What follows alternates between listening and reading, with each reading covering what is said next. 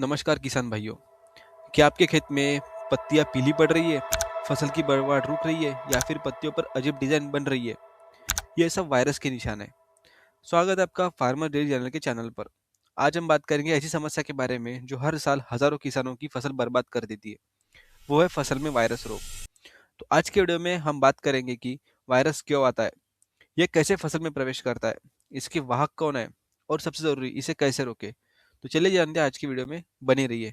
अगर आपने अब हमारे चैनल को सब्सक्राइब नहीं किया तो चैनल को सब्सक्राइब कर दीजिए और बेल आइकन दबा दीजिए।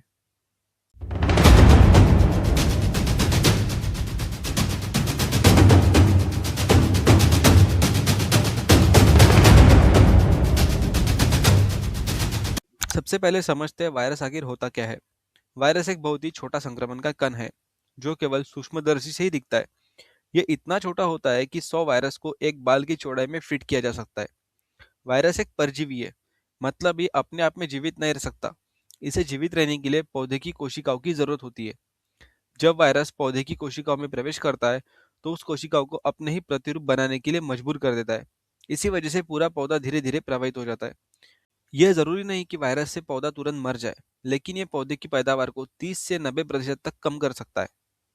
अब सवाल है कि आपके खेत में वायरस आया ही क्यों? इसके कई कारण हो सकते हैं। पहला है संक्रमित बीज यानी इन्फेक्टेड सीड्स। अगर आप संक्रमित बीज बोते हैं तो पूरी फसल ही खतरे में है। कई बार बीज को प्रदान करने वाली नर्सरी में ही वायरस मौजूद होता है। इसे कैसे पहचाने? अगर आपके खेत में कुछ पौधे शुरू से ही बीमार दिख रहे तो संभावना है कि बीज ही संक्रमित था। दूसरा है संक्रमित मिट्टी यानी कंटामिनेटेड सॉइल। कुछ वायरस मिट्टी में रह सकते हैं, खासकर अगर पिछली फसल में वायरस रोग था। आप संक्रमित खेत की मिट्टी अपने खेत में लाते हैं या फिर सिंचाई का दूषित पानी।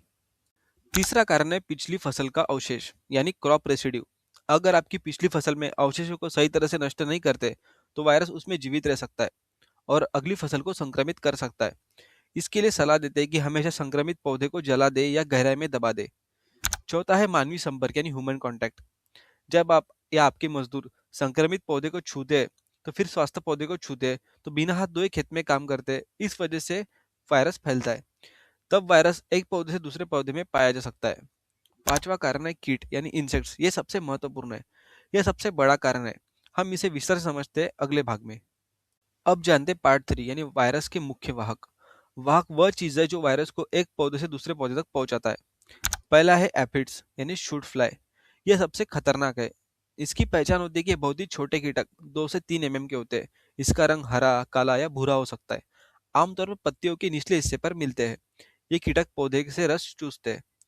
कि इसका वायरस कैसे फैलाते हैं? जब एफिड संक्रमित पौधे से रस चूसता है तो वायरस उसके मुंह में चिपक जाता है। फिर ये दूसरे स्वास्थ्य पौधे को काटता है और वायरस वहां छोड़ता है। एक एफिड कुछ सेकंड में ही 50 पौधे को संक्रमित कर सकता है। ये सरसों, चना, मूंग, उड़द, सब्जियां इन पौधों को वायरस से प्रभावित करता है। दूसरा है हॉपर्स, इसे लीफ हॉपर्स भी कहते हैं। इसकी पहचान, ये हरे या भूरे रंग के पंखदार कीटक होते हैं। पत्तियों पर आसानी से चलते हैं। जब छुओ तो तुरंत उड़ जाते हैं। इसकी साइज 3 से 5 mm रहती है। ये कैसे नुकसान करता है? पत्तियों से ये रस चूसते हैं, वायरस को एक पौधे से दूसरे पौधे में ले जाते हैं। संक्रमित पौधे की पत्तियां पीली पड़ जाती है। इसके धान, मक्का, बाजरा इन सब फसलों को ये प्रभावित करता है। तीसरा है व्हाइट फ्लाई, ये सफेद मक्खी। ये बहुत ही छोटे सफेद कीटक होते हैं। पत्तियों के निचले भाग पर झुंड में मिलते हैं। जब पौधे को हिलाओ तो बादल की तरह उड़ने लगते हैं। इसके अंडे अंडाकार और सफेद होते हैं। खतरे, इससे कपास, टमाटर, सब्जियां और दाल इन फसलों को खतरा होता है। यह अपने पीछे चिपचिपा तरल छोड़ते हैं जो काली फफूंद को आकर्षित करता है। चौथा है थ्रिप्स। ये पतले लंबे कीट होते हैं, 1 से 2 mm के।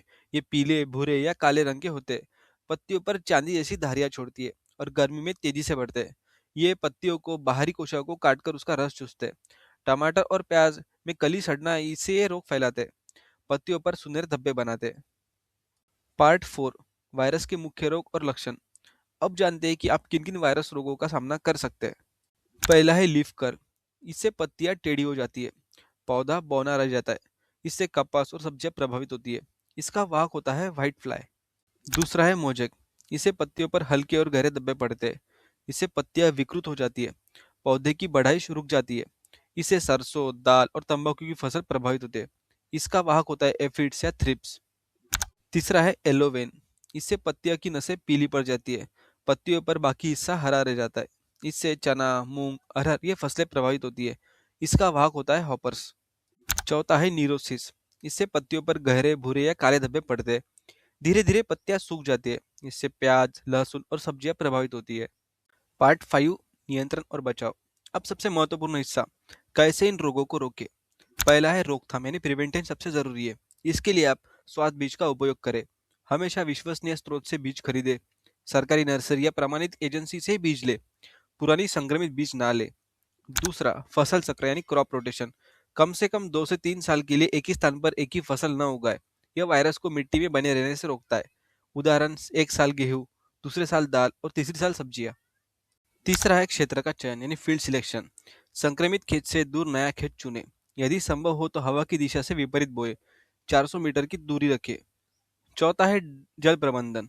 स्वच्छ जल का उपयोग करें। संक्रमित खेतों से पानी न ले। तालाब से पानी को कीटनाशक युक्त बनाएं। अब जानते हैं पेस्ट मैनेजमेंट के तरीके। पहला है भौतिक विधि यानी फिजिकल मेथड। इसके लिए आप पीली स्टिकी ट्रैप्स का इस्तेमाल कर सकते हैं। इसका आकार 15 बाय 15 सेंटीमीटर के पीले बोर्ड। ये एफिड्स और व्हाइट फ्लाई को आकर्षित करते हैं, कीटों को पकड़ते हैं। लागत इसकी कम है और प्रभाव अच्छा है। ये उपयोगी 25 जाली 1 हेक्टेयर के लिए मिल जाता है। दूसरा है नीली पट्टी यानी ब्लू स्टिकी ट्रैप्स। ये थ्रिप्स के लिए बेहतर है। इसकी संख्या आप ले सकते हैं 15 जाली 1 हेक्टेयर के लिए। तीसरा है नेट कवरिंग। नर्सरी में इसका इस्तेमाल करें। 40 मेज की जाली लगाएं। कीटों को अंदर आने नहीं देता ये। तीसरा उपाय है सांस्कृतिक विधि यानी कल्चरल प्रैक्टिस। इसमें आप संक्रमित पौधे को हटाना ये स्टेप कर सकते हैं। सबसे पहले रोपण के 30 से 40 दिन बाद खेत को देखें। संक्रमित या रोग के लक्षण वाले पौधे तुरंत निकाले, जला दे या गहरे गड्ढे में दबा दे। ये महत्वपूर्ण है कि इन मजदूरों के लिए सुरक्षित उपाय है। दूसरा है पिछली फसल के अवशेष को नष्ट करना। पुरानी फसल को साफ करें।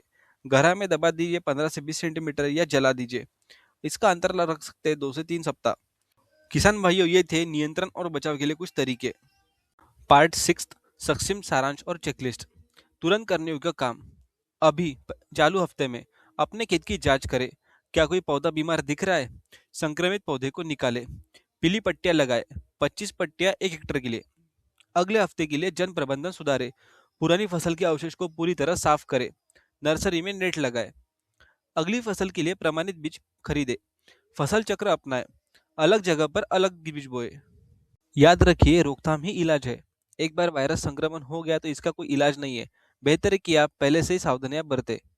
किसान भाइयों, मुझे आशा है कि जानकारी आपके लिए मददगार साबित हुई होगी। याद रखिए, अपने पड़ोसी किसानों को भी जानकारी शेयर करें।